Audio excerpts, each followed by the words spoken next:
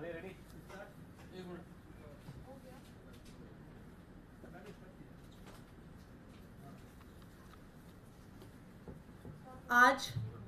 दिल्ली के मुख्यमंत्री अरविंद केजरीवाल जी को ईडी ने राउज एवेन्यू कोर्ट में पेश किया। राउज एवेन्यू कोर्ट में मुख्यमंत्री अरविंद केजरीवाल जी के लिए दलीलें वकीलों ने नहीं रखी।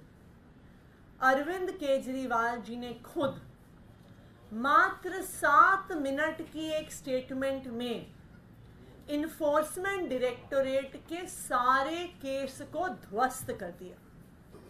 वो मात्र 7 मिनट के लिए बोले, लेकिन वो 7 मिनट में ईडी का केस कितना निराधार है, कितना बेबुनियाद है, बिना किसी कारण के एक सिटिंग चीफ मिनिस्टर को उठाया गया है, ये मात्र 7 मिनट में दिल्ली के मुख्यमंत्री अरविंद केजरीवाल जी ने कोर्ट के सामने रख दिया।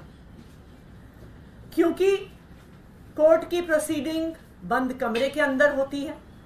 जो वकील वहां पे मौजूद थे, जो जज वहां पे मौजूद थी, जो मीडिया वाले वहां पे मौजूद थे, उन्होंने तो अरविंद केजरीवाल जी की इस बात को सुना, लेकिन पूरा देश और पूरी दुनिया अरविंद केजरीवाल जी की बात को सुन सके, इसलिए जो स्टेटमेंट उन्होंने आज राउज एवेन्यू कोर्ट में रखा, उसको मैं आप सभी लोगों के बीच में पढ़ के सुना रही हूं।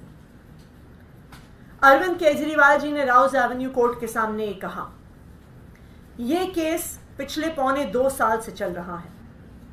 17 अगस्त 2022 को सीबीआई का पहला केस फाइल हुआ था और 22 अगस्त 2022 को ECIR फाइल हुई थी। मुझे गिरफ्तार किया गया है। ना तो किसी कोर्ट ने मुझे दोषी करार दिया है और ना ही मेरे ऊपर कोई मुकदमा चला है, ना ही मेरे ऊपर कोई आरोप तय हुआ है और ना ही मेरे ऊपर कोई आरोप लगे हैं। अभी तक इस केस में सीबीआई ने 31,000 पेज कोर्ट में फाइल किए हैं और 294 विटनेस को एग्जामिन किया है। ईडी लगभग 162 विटनेस को एग्जामिन कर चुकी है और 25,000 पेज फाइल कर चुकी है। इन सारे विटनेस और कागजों को मिलाकर मुझे क्यों गिरफ्तार किया गया है? मेरा नाम सीधे सीधे सिर्फ 4 स्टेटमेंट में आता है, उसे मैं आपके सामने रखने की इजाजत चाहता हूं। मेरा नाम 4 जगह आ रहा है। सबसे पहले है सी अरविंद मनीष सिसोदिया जी के सेक्रेटरी थे। उन्होंने ये बयान दिया कि एक दिन वो मेरे घर में मेरी मौजूदगी में उन्हें मनीष सिसोदिया जी ने कुछ एक्साइज के डॉक्यूमेंट हैंडओवर किए। उन्होंने ये नहीं कहा कि कुछ पैसे दिए, ऐसा कोई भी आरोप नहीं है। मैडम, मेरे घर में ढेरों विधायक, मंत्री और अधिकारी आते हैं, उनके सेक्रेटरी आते हैं, वो आपस में खुसर पुसर करते हैं और डॉक्यूमेंट भी एक्सचेंज करते हैं। मुझे क्या पता कि कौन किसको क्या दे रहा है? क्या ये एक बयान एक मौजूदा मुख्यमंत्री को गिरफ्तार करने के लिए काफी है? मगुंटा श्रीनिवास रेड्डी MSR, ये जगन रेड्डी की पार्टी के सांसद थे। MSR एक दिन 16 मार्च 2021 को 4:30 बजे मेरे दफ्तर आए। इससे पहले उन्होंने 10 दिन पहले मुझे ईमेल लिखी थी, मैं एक सांसद हूं और मुख्यमंत्री से मिलना चाहता हूं। मेरे ऑफिस से उन्हें 10 दिन बाद के मिलने का समय दिया गया। वो 4:30 बजे मेरे पास मिलने के लिए आए। मैं किसी वजह से जल्दी में था, तो उन्होंने मेरे से कहा कि मुझे दिल्ली में अपना फैमिली चैरिटेबल ट्रस्ट खोलना है, उसके लिए मुझे जमीन चाहिए। हमने कहा कि जमीन हमारे अंडर नहीं आती है, LG साहब के अंडर आती है। आप चिट्ठी दे दीजिए, मैं LG को ये चिट्ठी पहुंचवा दूंगा। 16 सितंबर 2022 को उनके घर पे रेड होती है। उनसे पूछा जाता है कि क्या आप केजरीवाल जी से मिले थे? उन्होंने कहा कि हाँ, मैं मिला और मैं केजरीवाल जी से अपनी फैमिली ट्रस्ट के लिए जमीन मांगने के लिए गया था। ये 16 सितंबर 2022 को सेक्शन 17 में जिक्र है। 5 महीने के बाद 10 फरवरी को उनके बेटे को गिरफ्तार कर लिया जाता है। उसके बावजूद वो अपनी स्टेटमेंट पर कायम रहते हैं। जब 5 महीने तक उनका बेटा गिरफ्तार रहता है तो फिर वो टूट जाते हैं। 16 जुलाई उनके पिताजी अपना स्टेटमेंट बदल लेते हैं। 16 जुलाई को वो अपना बयान बदल लेते हैं और 18 जुलाई को उनका बेटा छूट जाता है। उसके बाद उनका कोई स्टेटमेंट नहीं आता। बयान पर बयान हो रहे थे जब तक वो अपना बयान मेरे खिलाफ नहीं दे रहे थे। जैसे ही उन्होंने मेरे खिलाफ बयान दिया, बेटा भी छूट गया और बयान होने भी बंद हो गए और 3 अक्टूबर को माफीनामा भी हो गया। मिशन कामयाब हो गया। इसका मतलब ईडी का मकसद केवल और केवल मुझे फंसाना था। सेक्शन 50 में एमएसआर के 3 स्टेटमेंट हुए, तीनों बराबर हैं। इनमें से एक एक स्टेटमेंट को ही तवज्जो क्यों दी गई? क्या जांच की गई कि इनमें से एक सही है और बाकी 2 गलत हैं? जो 25,000 पेज ईडी ने फाइल किए, उन 25,000 पेज में जो केजरीवाल के खिलाफ वाला स्टेटमेंट है सिर्फ उसको लगाया गया, बाकी दोनों स्टेटमेंट्स दबा दिए गए। आखिर ऐसा क्यों है? कोर्ट के सामने तीनों स्टेटमेंट लाने चाहिए थे ताकि कोर्ट डिसाइड कर सके कि सच्चाई आखिरकार क्या है। तीसरा स्टेटमेंट है उनके बेटे का, राघव मगुंटा। राघव मगुंटा को 16 सितंबर को उसके घर पर रेड होती है और उसका बयान दिया जाता है। 10 फरवरी को उसको गिरफ्तार किया जाता है। उसके बाद उसके 5 बयान लिए जाते हैं। उसमें वो यही बोलता है जो उसने पहले बोला है। 5 महीने तक वो जेल में रहता है। उसके बाद 16 जुलाई को जब पिताजी बयान बदल देते हैं तो 18 जुलाई को उसको छोड़ दिया जाता है। उनके 7 बयान हुए जिसमें से 6 में वो मेरे खिलाफ नहीं बोलते और 7वें में जैसे ही वो मेरे खिलाफ बोलते हैं उसके बाद उनका कोई स्टेटमेंट नहीं होता है। उनको जेल से छोड़ दिया जाता है, उनको माफीनामा दे दिया जाता है। ये जो 6 स्टेटमेंट हैं ये रिकॉर्ड में नहीं लगाए जाते। चौथा है शरद रेड्डी। शरद रेड्डी के केस में 16 सितंबर में उसके यहां रेड हुई। उसने मेरे खिलाफ कुछ नहीं बोला। 9 नवंबर को उसने मेरे खिलाफ कुछ नहीं बोला। 10 नवंबर को उसकी गिरफ्तारी हो गई। उसके बाद उसके 9 बयान दर्ज किए जाते हैं जिसमें वो मेरे खिलाफ कुछ नहीं बोलता। उसके बाद 6 महीने गिरफ्तार रहने के बाद 25 अप्रैल को वो टूट जाता है और वो केवल इतना कहता है कि मैं विजय नायर के साथ सीएम साहब के पास गया था। सीएम साहब जल्दी में थे तो सीएम साहब ने कहा कि विजय के टच में रहो, विजय अच्छा लड़का है। मैं केवल ये जानना चाहता हूं कि क्या ये 4 स्टेटमेंट एक मौजूदा मुख्यमंत्री को गिरफ्तार करने के लिए पर्याप्त हैं? नंबर 2, जो 30,000 पेज फाइल किए गए हैं, ये 30,000 पेज के अलावा 1 लाख पेज ईडी के दफ्तर में पड़े हुए हैं जो हमारी बेगुनाही साबित करते हैं, जो हमारी बेगुनाही के सबूत हैं। उनको कोर्ट के सामने नहीं लाया गया। शराब घोटाले का पैसा आखिर कहां है?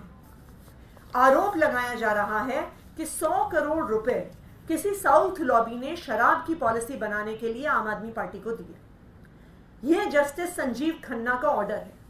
इस मौके पर अरविंद केजरीवाल जी ने, जो जज साहिबा थी, उनको जस्टिस संजीव खन्ना जी का ऑर्डर पकड़ाया। जस्टिस संजीव खन्ना के ऑर्डर में पेज 22 के पैराग्राफ 12 में कहा गया है कि 100 करोड़ रुपए रिश्वत का मामला डिबेट के लायक है। It is debatable. इसका मतलब है कि ये रिश्वत का मामला संदेह में है। इसका मतलब इस रिश्वत के मामले का कोई भी सबूत नहीं है। असली शराब घोटाला शुरू होता है ईडी की जांच के बाद। जब ईडी की जांच शुरू होती है, ईडी की जांच के 2 मकसद थे। पहला मकसद था आम आदमी पार्टी को क्रश करना, आम आदमी पार्टी को भ्रष्टाचारी साबित करना, खुद फैलाना कि आम आदमी पार्टी ने शराब घोटाला किया है।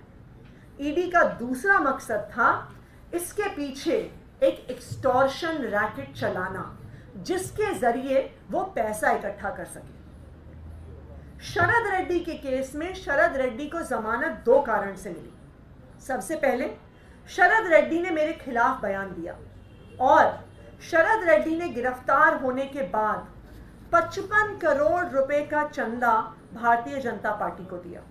गिरफ्तार होने के बाद 55 करोड़ रुपए के बॉन्ड शरद रेड्डी ने खरीदे और उसके बाद उसे जमानत मिल गई। इससे मनी ट्रेल साबित हो जाता है। गिरफ्तार होने के बाद उसने 55 करोड़ रुपए का चंदा भारतीय जनता पार्टी को दिया। भारतीय जनता पार्टी में यह पैसा सीधा तौर पे उनके अकाउंट में गया। इससे मनी ट्रेल साबित होती है। यही पूरी जांच का मकसद था कि एक तरफ आम आदमी पार्टी को क्रश करना, एक स्मोक स्क्रीन क्रिएट करना और पीछे से एक्सटॉर्शन करना। ये बयान आज दिल्ली के मुख्यमंत्री अरविंद केजरीवाल जी ने राउज एवेन्यू कोर्ट में दिया। ये बयान साफ साफ साबित कर देता है कि उनको सिर्फ 4 ऐसे बयान के आधार पर गिरफ्तार किया गया है जिन बयानों का कोई आधार नहीं है, जिन बयानों को देने से पहले उन व्यक्तियों ने कई ऐसे बयान दिए जहां पे उन्होंने कहा हम अरविंद केजरीवाल को नहीं जानते, हम अरविंद केजरीवाल को नहीं मिले, लेकिन महीनों में जेल में रहने के बाद उनके बयान पलट जाते हैं। तो आज अरविंद केजरीवाल जी ने राउज एवेन्यू कोर्ट के सामने अपना पूरा बयान रखकर ईडी के सारे केस को ध्वस्त कर दिया। आज अरविंद केजरीवाल जी ने अपना बयान सामने रखकर पूरे देश के सामने यह साबित कर दिया कि ईडी का असली मतलब है एक्सटॉर्शन डायरेक्टरेट, कि ईडी का प्रयोग किया जाता है एक्सटॉर्शन करने के लिए। और असली शराब घोटाला शुरू हुआ ईडी की जांच के बाद, जब इस शराब घोटाले की जांच के माध्यम से पैसे शराब कारोबारियों से एक्सटॉर्ट किए गए। Thank you. एक सवाल ये पूछा जा रहा है कि क्या केजरीवाल जिस तरीके से लगातार प्रेस कॉन्फ्रेंस कर रही हैं, संदेश पढ़ रही हैं अरविंद केजरीवाल, क्या वो अरविंद केजरीवाल की जगह ले लेंगे आने वाले समय में? देखिए, सुनीता केजरीवाल जी अरविंद केजरीवाल की पत्नी है। अरविंद केजरीवाल का पूरा परिवार, आम आदमी पार्टी के हर नेता का पूरा परिवार शुरू से इस संघर्ष में आम आदमी पार्टी के साथ खड़ा रहा है। अरविंद केजरीवाल जब से इंडिया अगेंस्ट करप्शन मूवमेंट में आए, जब से आम आदमी पार्टी बनी, उस पूरे संघर्ष में उनका पूरा परिवार उनके साथ एक चट्टान के तौर पर खड़ा रहा है, उनको सपोर्ट किया है। इस उतार चढ़ाव वाले सफर में, इस संघर्ष में सुनीता केजरीवाल जी, उनके बुजुर्ग माता पिता, उनके दोनों बच्चे हमेशा अरविंद केजरीवाल जी के साथ खड़े रहे हैं, आम आदमी पार्टी के साथ खड़े रहे। आज भी इस मुश्किल समय में भी उनका पूरा परिवार इस संघर्ष में साथ में है और इस संघर्ष में साथ में रहेगा। छगन भुजबल के बाद अब प्रफुल्ल पटेल से जुड़े हुए करप्शन के मामले को सीबीआई ने क्लोजर रिपोर्ट फाइल कर दी है। देखिए, ये बिल्कुल साफ है कि ईडी और सीबीआई का प्रयोग विपक्ष को खत्म करने के लिए किया जा रहा है। विपक्ष के सभी नेताओं के ऊपर एक एक करके केस लगाए जाते हैं। जो भारतीय जनता पार्टी में आ जाता है उसके ऊपर केस खत्म कर दिए जाते हैं। छगन भुजबल के केस में ऐसा हुआ कि ईडी ने कहा कि हमारी फाइल खो गई है इसलिए हम केस बंद कर रहे हैं, और आज फिर से यही मामला सामने आया है। तो ये बिल्कुल साफ है, जो भारतीय जनता पार्टी में जाएगा वो भारतीय जनता पार्टी की वॉशिंग मशीन से धुल जाएगा। जो भारतीय जनता पार्टी का विरोध करेगा वो सत्येंद्र जैन, मनीष सिसोदिया, संजय सिंह और अरविंद केजरीवाल जी की तरह हिरासत में रहेंगे, जेल में रहेंगे।